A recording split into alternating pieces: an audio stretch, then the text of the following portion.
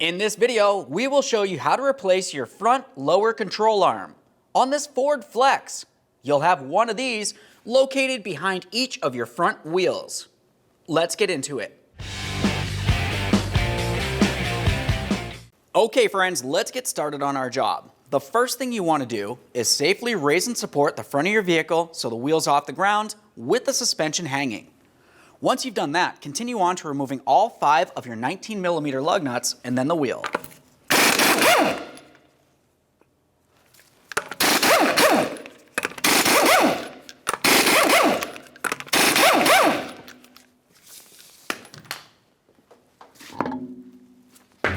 Now that we have the wheel out of the way, the next thing we're going to do is push back the 2 caliper pistons. To do that, we'll use a small pry bar. Inside of this area of the caliper, we want to try to grab onto the pad or the rotor and just gently pry this back.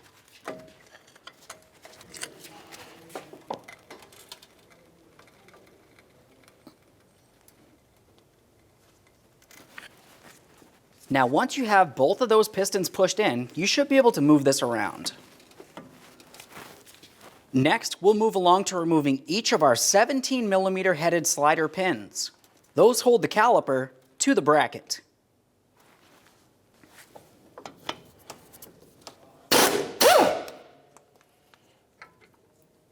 We'll leave this in a little bit.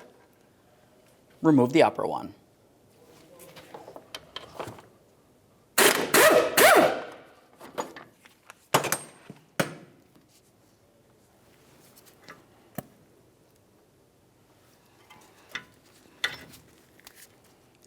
Now, as you remove the slider pins, it's important to make sure that you pay close attention to each of them. One of your slider pins, at the very tip, you're going to find that you have a rubber vibration dampener. That should be the upper slider pin. Keep that in mind for during the installation process. You want to make sure you have this back in the same exact spot as when you had removed it. Now we can remove the caliper and give it a close inspection. We're paying attention to each one of the caliper pistons. Around it, there should be a protective boot. If you see any fluid coming out from around these pistons or the boots, that's more than likely brake fluid, and you would have to replace the caliper. Assuming it looks good, let's set this aside, putting no pressure on the flex hose.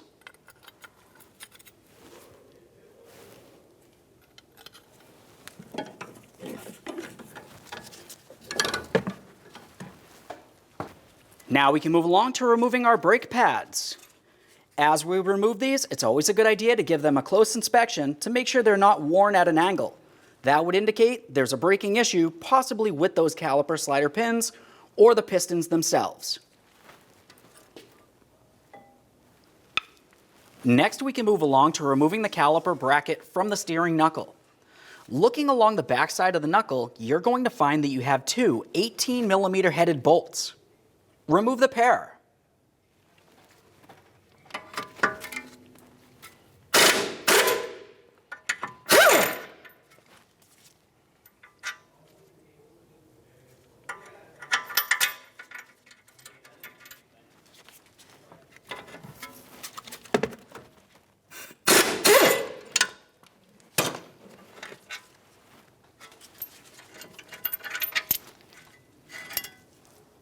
Remove your caliper bracket and set it aside. A quick note is when you're doing this, you don't necessarily have to completely disassemble the caliper. You can just make your way to the back side of the knuckle and remove your 2 18mm headed bolts that hold the caliper with bracket to the knuckle and then swing the whole thing aside. We like to take it apart so we can clean and inspect everything thoroughly. Now we can start removing the brake rotor from the wheel bearing. On these brake rotors, you're going to find that you have a T40 torque screw holding the rotor to the wheel bearing. We'll remove that and the rotor.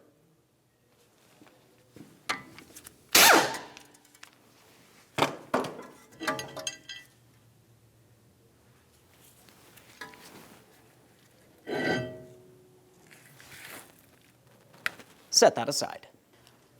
Now we can remove our 32mm axle nut.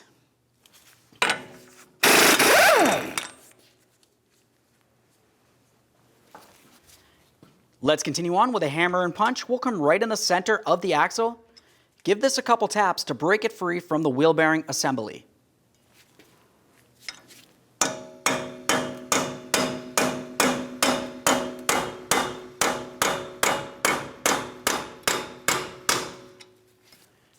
Once you have movement from this area, you can continue.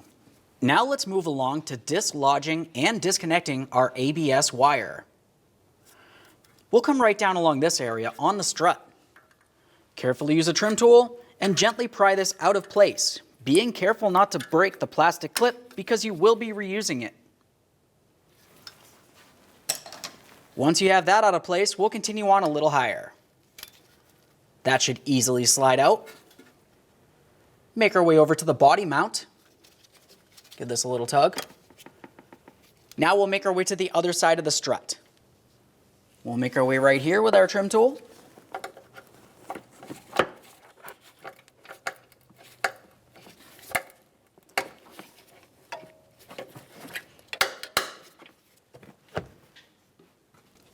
Now we can start dislodging our front fender liner. We'll use a trim tool. Carefully try to get underneath the center of this area. You can also try to use a small screwdriver or pick. Gently pull out the center to unlock the push clip. Once you have it out far enough, it should be unlocked and you can slide it out of position. We'll give it a quick inspection and set it aside because you will be reusing it. We'll move up here and do the same exact thing.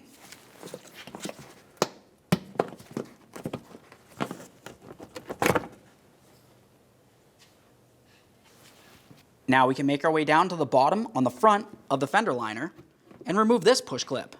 This one's a little bit different looking, but it's the same aspect. Just go ahead and grab onto that centerpiece to unlock it, slide it out of position. If it comes apart, you can easily slide it back together. Now along the outboard side of that fender liner, you're going to find that you have three 5.5mm mounting screws holding it to the front bumper cover.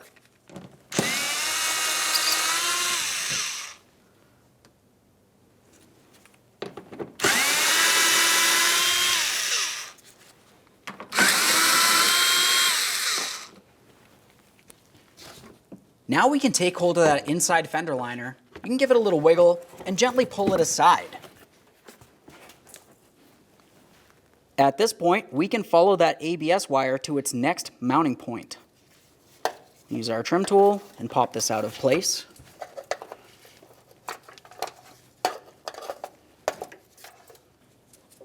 Now we can make our way to the electrical connector. We'll dislodge this using our trim tool. Now we can give it a quick spin, and in this area, you can see that there's a small push tab. That's the locking tab. We'll give that a quick squeeze and separate this. Give each of those connectors a quick inspection for corrosion. Assuming they look good, you can set this side aside. Just bring this over here for now. Make your way down to where your outer tie rod end meets the steering knuckle. Remove your 21mm mounting nut.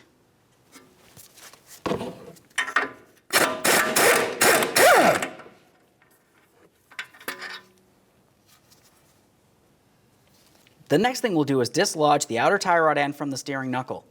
Sometimes it requires a couple bonks. If you're using your hammer, be extremely careful not to damage the tie rod end.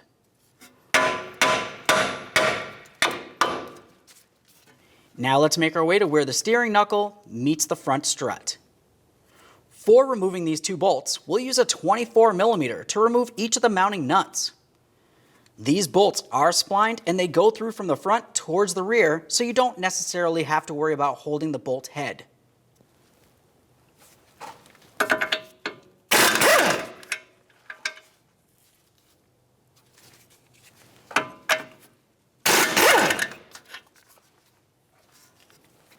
At this point, we can remove each of these mounting bolts.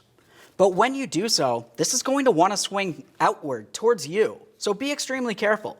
But you also want to pay attention to the axle itself, because when this comes down, it might put a tug on the axle and cause some damage.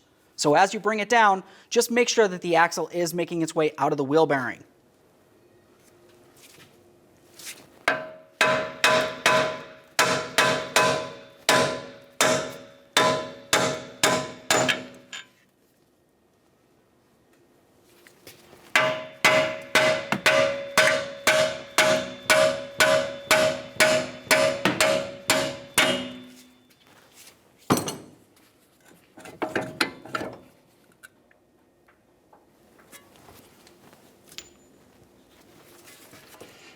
Now we'll take hold of this, start pulling it away, and push the axle through the wheel bearing at the same time.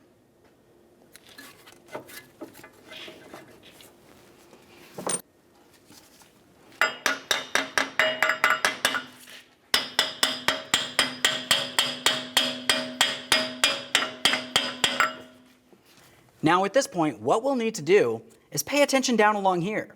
You don't want to cause any damage to your axle boot. So to prevent that, make your way down to the lower control arm. In between those slots, you can use a small pry bar. Pull this down and pull it out of the way.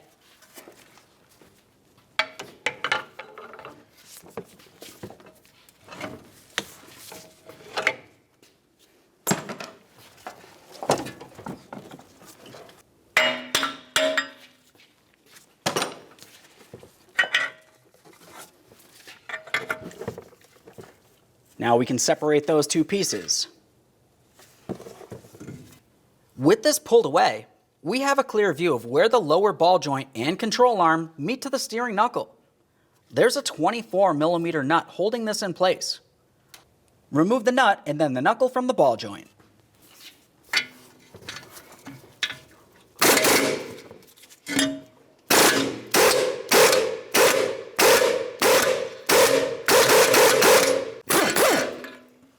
Here we are. There's that.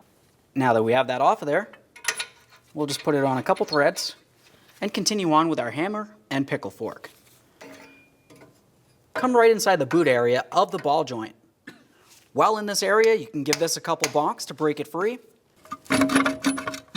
Once you have that broken free with the pickle fork, go ahead and remove that mounting nut and remove the steering knuckle. While we're still up here, let's have a look in this area.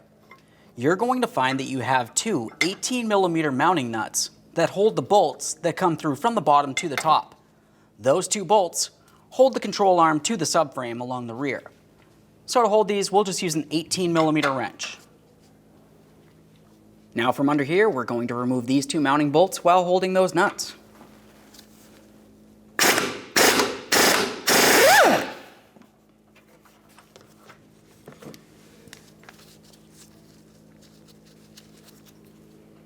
There's the nut from up along the top.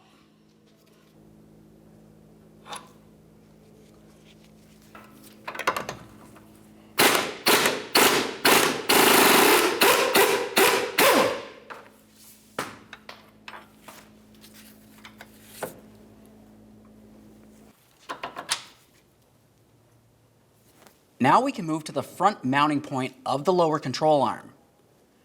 Inside this slot of the subframe, you're going to find an 18mm headed bolt that goes through from the front towards the rear. Remove it.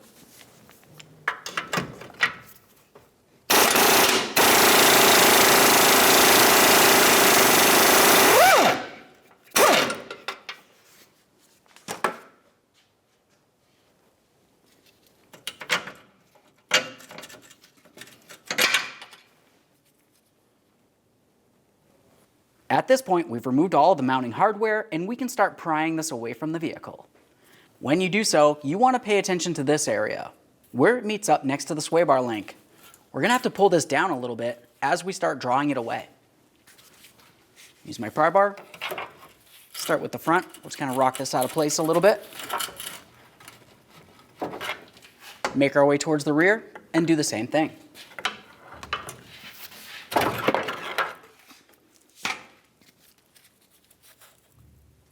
And there it is, friends. With the control arm out of the way, it's a good idea to clean and inspect the mounting areas. Make sure they don't look rotted or damaged in any way. It's common on the rear side to have some debris caught inside the subframe. Go ahead and remove as much of that as possible. Once you have those areas cleaned and inspected, clean and inspect the mounting bolts as well. Now let's make our way to where the sway bar link meets the strut. We're going to remove this 21mm mounting nut. To do this, you want to make sure you're holding the stud. So we use a 21mm wrench and a 10mm to remove this.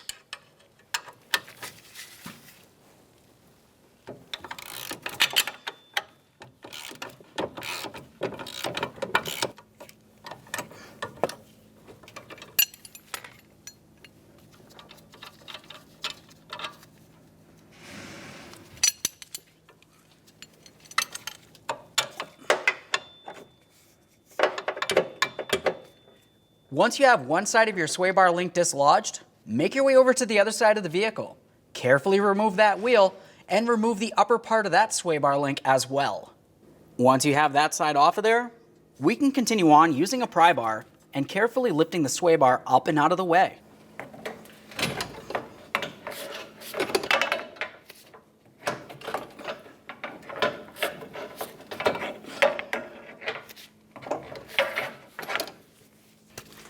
All right, now it's time to install our brand new lower control arm. We'll take this and slide it into position. You want to try to have it as level as possible.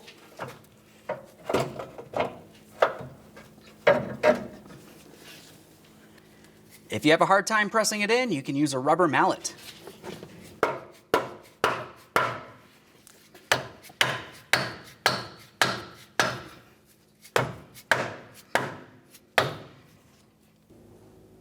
Once you feel as though it's lined up, you can start in those mounting bolts. We'll just bring those right up and into position. Go ahead and start the nut on the top there. We are not going to be tightening these yet. We just want to start each thing into position and then we can tighten.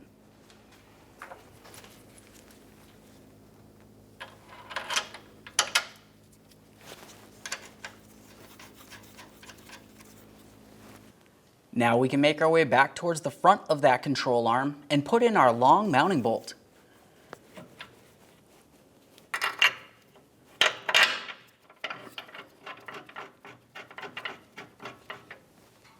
Make sure you start that in by hand so you're sure it's not going to cross thread into position. Now that it's started in, let's bottom it out and then torque it to 136 foot-pounds.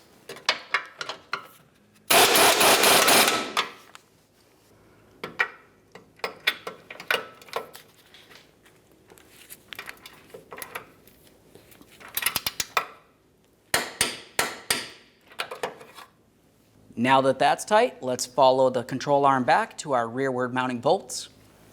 Hold the 18mm nuts, tighten those 15mm headed bolts, and then torque them to 73 foot-pounds.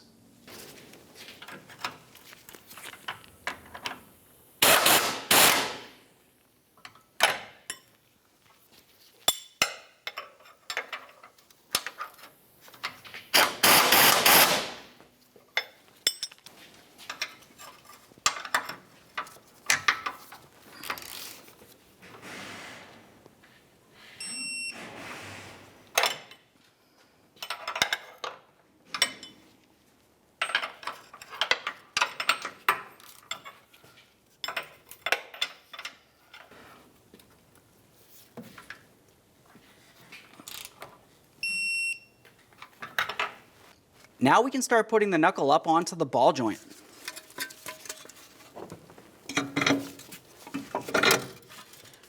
Continue on with installing your mounting nut.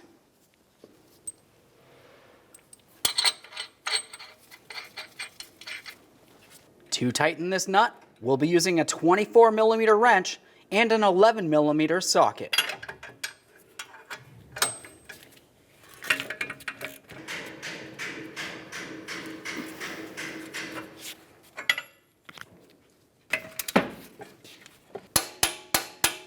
Now the next thing we're going to have to do requires a couple steps.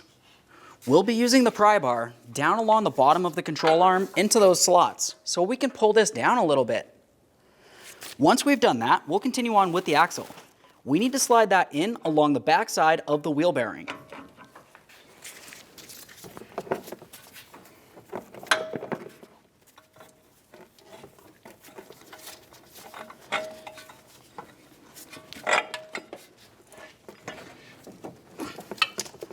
While we're pulling this down, let's continue on by putting the knuckle into the strut.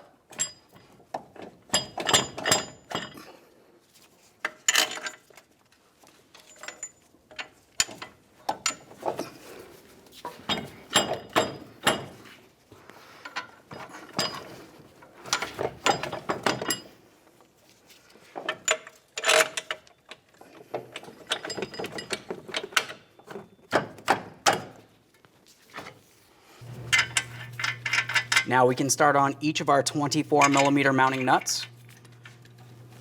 Continue on to snugging each one of these mounting nuts and then torque them to 129 foot-pounds.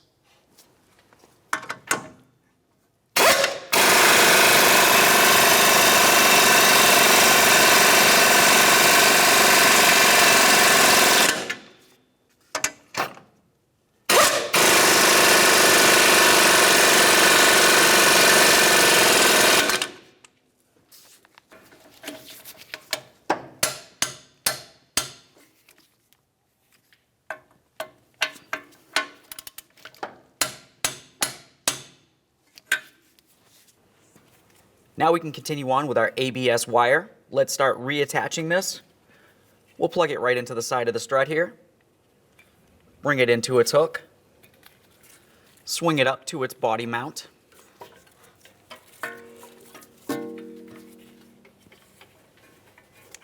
And now we'll bring it around the other side of the strut.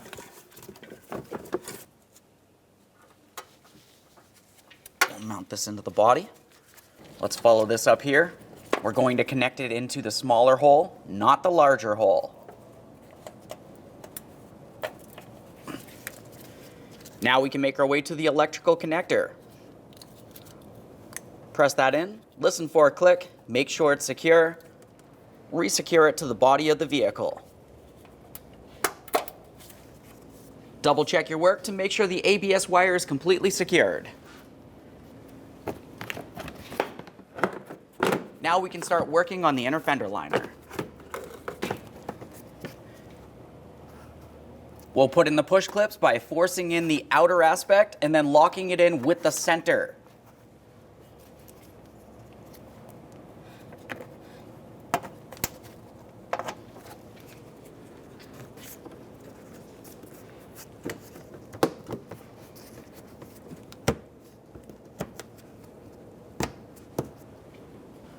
Now we can move along to our 3 5.5mm mounting bolts. Let's get this lined up.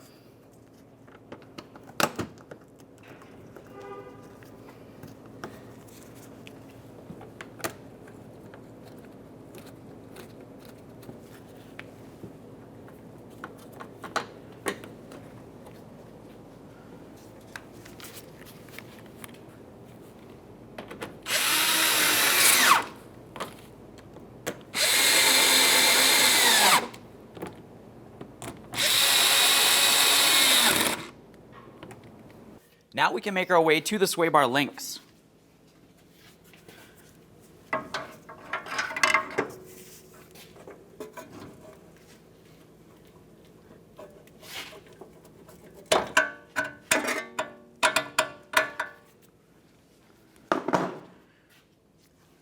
Start each one of the upper parts of the sway bar links into the front strut.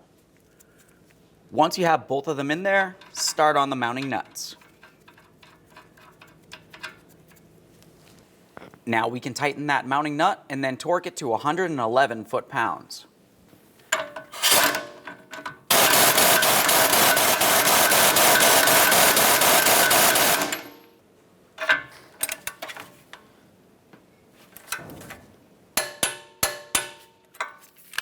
Once you have one side upper sway bar link mounting nut torqued, do the exact same thing to the other side of the vehicle. Now we can reconnect our outer tie rod end. Just pivot this into position.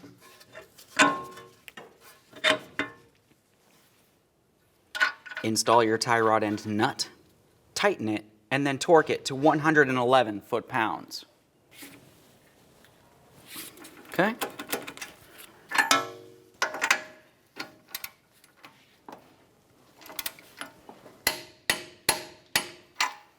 Now we can put on the axle nut. If you're reusing your axle nut, it's a good idea to use some thread locker on the axle threads. Now when you tighten this, you want to make sure you tighten it by hand with your 32mm socket. We'll get this closer to the ground and torque it. Now we can torque that axle nut to 258 foot-pounds. Looking at this, you can tell I have a pry bar coming across the studs of the wheel bearing.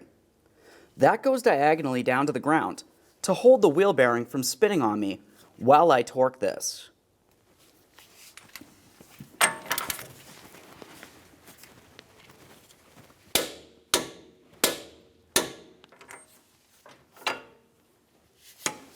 The next thing that we want to do is use some copper never-seez on the mating surface of the bearing hub. All right, let's get that brake rotor on here. When you do so, you want to make sure that you align your mounting bolt hole. Start in that T40 torque screw. And then snug it up, making sure that the rotor is held in place up against the wheel bearing.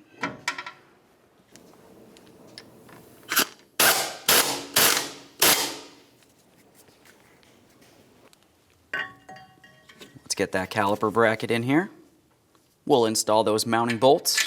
It's a good idea to use a little bit of thread locker on the threads. Make sure you start each of these in by hand so you're sure they are not cross-threading into position.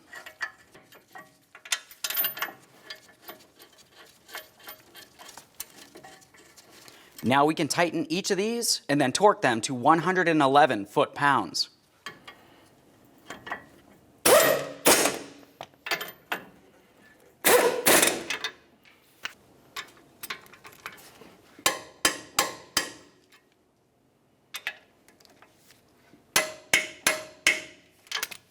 Now we can install our brake pads. We'll take these and put them in position in the bracket. They should want to slide right in and move around freely. If you have to force them in, or worse, use a hammer, you need to go ahead and clean up that bracket.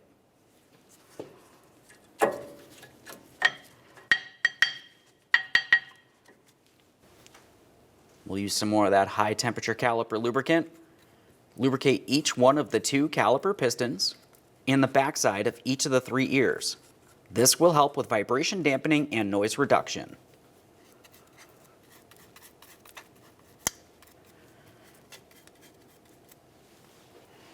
Let's get this caliper and slide it in place.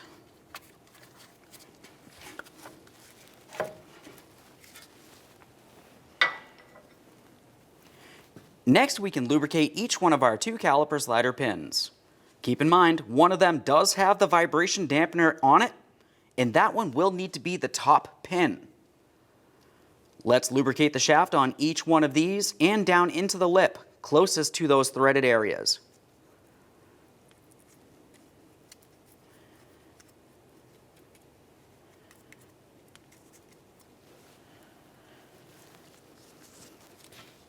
We'll get the top one with the vibration dampener into place. Should want to slide right in. Start that in by hand. Do the same to the lower slider pin.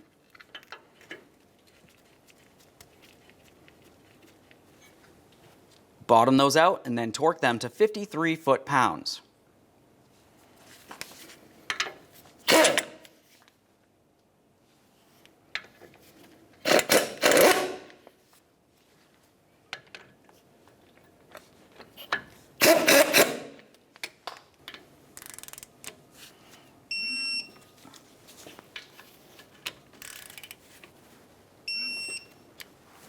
All right, at this point, we can reinstall our wheel.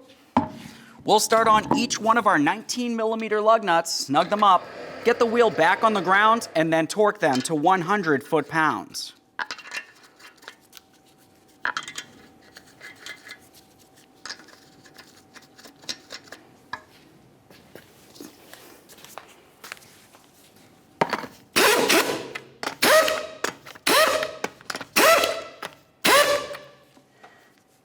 With the wheel safely back on the ground, we'll torque each of these in a crisscross manner.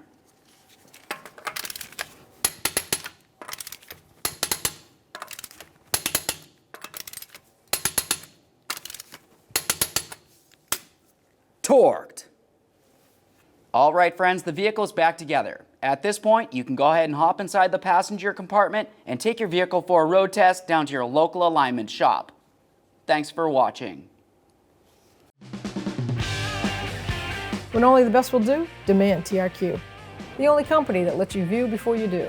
TRQ is committed to offering the highest quality aftermarket auto parts that are engineered for peace of mind. Thanks for using and viewing with TRQ.